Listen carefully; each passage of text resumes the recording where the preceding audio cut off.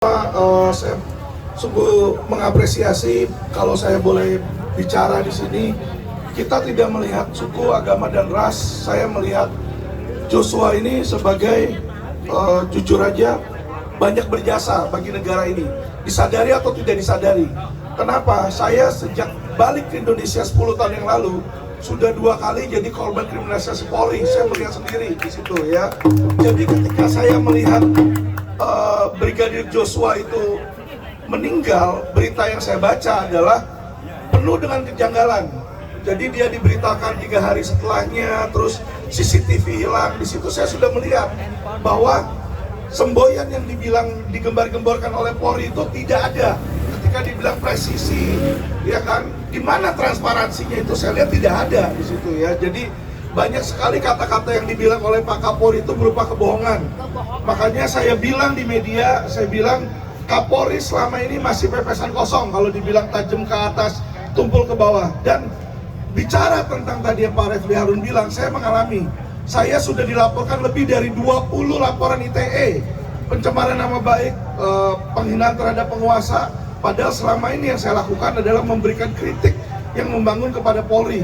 Dan ketika saya atas berkat jasa Brigadir Joshua baru terkuat bahwa yang melaporkan saya itu Pujiarto yang merekayasa di Polda Metro Jaya. Subditnya yang menangani pun juga subdit dari Kamnek di situ ya. Dan saya melihat klien-klien saya yang terkena judi online itu semua ada di Resmob di Handik di situ. Jadi saya melihat bahwa setoran-setoran segala itu benar. Kenapa? Karena yang saya bantuin ini mereka memang penjahat, tetapi mereka itu disuruh sama bosnya, atasannya, bandar judi, dan bandar itu sampai sekarang tidak pernah ditangkap.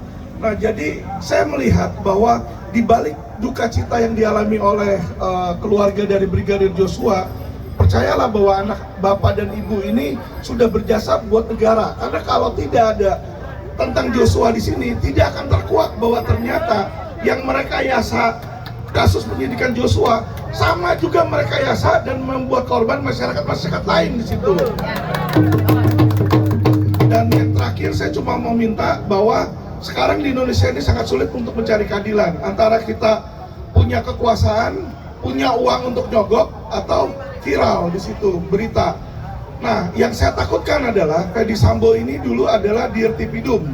Ketika beliau menjadi Dirtipidum, beliau ada membantu petinggi Jaksa Agung di dalam kebakaran Gedung Kejagung ya, dan disitulah ada istilahnya jasa saling menggaruk punggung di situ. Nah, jadi yang kami takutkan adalah nanti adalah Brigadir Joshua ini tidak mendapatkan keadilan.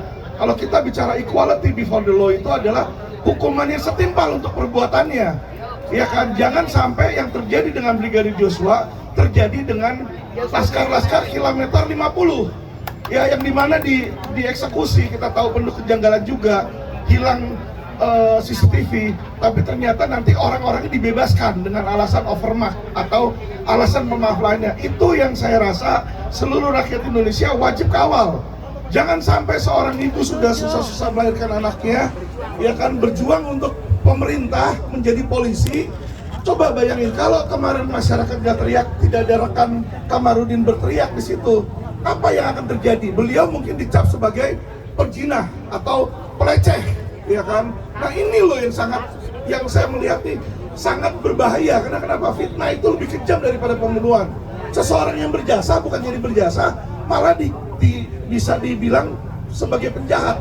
Nah, disitulah kita benar-benar harus mengawal. Karena kenapa? Fedy Sambo ini mempunyai jaringan bukan hanya di kepolisian, teman-teman, tapi di kejaksaan dan pengadilan di situ. Jadi kalau tidak dikawal, beliau cuma ya penjara-penjaraan, seolah-olah dia di penjara. Kita juga nggak tahu benar-benar di penjara atau tidak di sana.